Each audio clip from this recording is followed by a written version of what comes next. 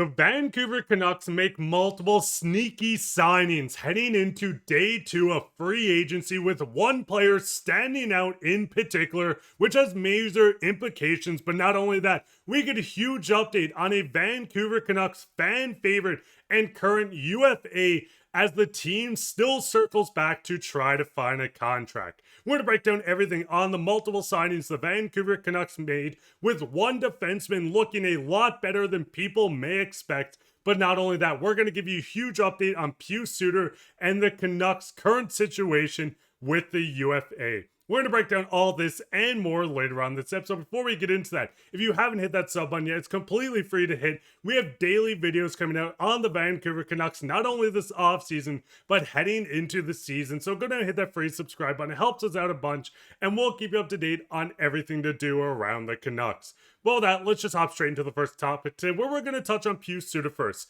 We've seen from Thomas Drance, there's options down the middle with UFAs and Rutherford, Suter, Olofsson. A lot of these guys are waiting for Nick Ehlers to sign. I'm not hearing the Canucks will circle back on Suter, however, at the current price for it.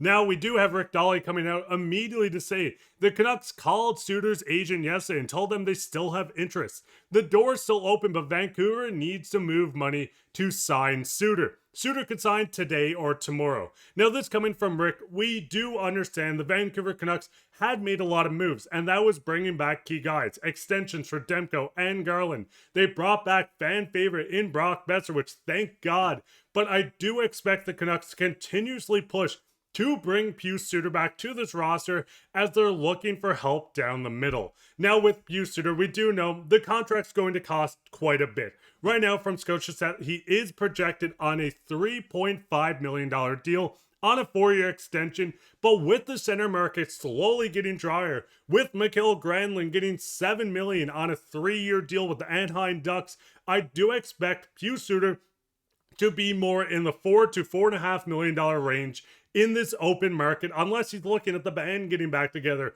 and wants to be the next domino in Vancouver. Now, with Pius Suter, we do understand that he is a Swiss Army knife, one of the most productive 5-on-5 players for the Canucks this past season, going out to score a career high in 25 goals, 46 points.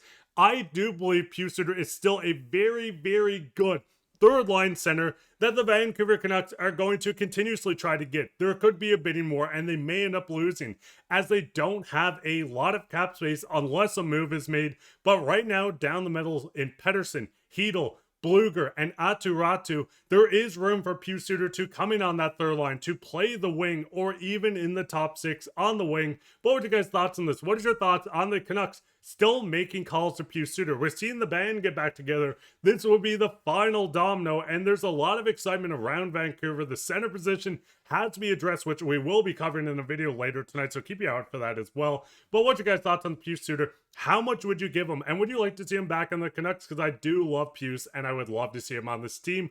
But with that, let's just hop straight into the second topic today, where we did see multiple signings. Now, a lot of these guys are going to be Abbotsford depth guys. We've seen a couple guys not get qualified in Abbotsford, and they went out to make multiple signings. We can see a defenseman, we can see a center, and another lefty. There's a lot to like with the Canucks making multiple depth signings, mostly on 1-year deals and 2 on a 2. But we will touch on one defenseman in particular once we get through the handful of Abbotsford players. The first one, Jimmy, coming in as a left-hand defenseman, played a bit of time with the Vegas Golden Knights. He played with the San Jose Sharks with their organization, 8 games with the Sharks, the rest with the Barracudas. A shutdown defenseman, 6'1", 203 pounds. This is most certainly a depth signing. I don't expect him to make the jump into Vancouver unless everything goes off the rails, and with the Canucks' luck, who even knows at this point? But they do continue on to bring back a former Canuck, actually, funny enough, that was with the team in 2016-17. Joseph Labate joins the team after being drafted by him 4th round in 2011. Sorry, having a blender today. Going down to last play with the Columbus Blue Jackets. He took a stint in the KHL. Once again, another depth piece for this Abbotsford team, and that's rounding it out straight into the last player, Mackenzie McEachern. With Mackenzie, we've seen him with the Blues. This feels like a Sammy Blaze again, coming in, playing with the Blues, putting up some respectable numbers, 10 points being their career high in 51 games, playing the 4th line, has some playoff experience with them and the Carolina Hurricanes, playing with the Blues once again. 2 years with their AHL team. We've seen the Canucks go out to get Sammy Blais to join this organization. With Sammy Blais, he did join the Montreal Canadiens. Sammy was a huge part, and it sucks to see him go after we've seen reports that he was looking on a one-way contract with the Canucks, but I guess with all the moves they've made, he did kind of lose his spot joining the Montreal Canadiens. But once again, getting players that were with a winning organization. The Canucks have been a winning organization, not so much last year, but getting players that have won with the St. Louis Blues, that grew with the team, joining this team like Sammy Blais did, I think there's a bit of value in this guy. He probably won't get a call-up, but the Abbotsford Canucks are going to continuously roll it back and try to win the Calder Cup. We've seen them win their first in franchise history on the backs of a lot of great players, including Shelovs, who won the MVP. But I do like that Patrik Allvin is not dismissing this Calder group. He is not looking at the team, making big signings, and leaving them to dry. He's getting options for them to continue to grow, but getting into the final player, which we just seen break before I hit record on this, where we do see the Canucks get Pierre Joseph on a 1-year contract at $775,000. Now with Joseph, I think there's a lot of value in this guy, and I'm going to break down exactly what to expect and what you're getting out of him. The first glance, it feels like another Erik Brannstrom, a guy that comes in that is very good offensively, had a few stints in the NHL, but I don't know how well he could play in a top 4 or a full-time top 6 without being put in the right position. But I do expect Adam Foote to have something up his sleeve, and defensive depth is not bad to have. With Joseph, the 1-year deal, he will be a UFA, still only 26 years old, 27 at the end of this, $775,000, fully bearable in the AHL. I do expect Joseph to join this Canucks team as maybe a 7th defenseman or 8th defenseman, depending on what they're doing with Tom Willen or Mancini, DPD, Jet Wu, all these names that have played with Abbotsford. Joseph stepping in, there was a lot to like about this player. Coming through, he played with the Pittsburgh Penguins, playing some time with Chris Letang.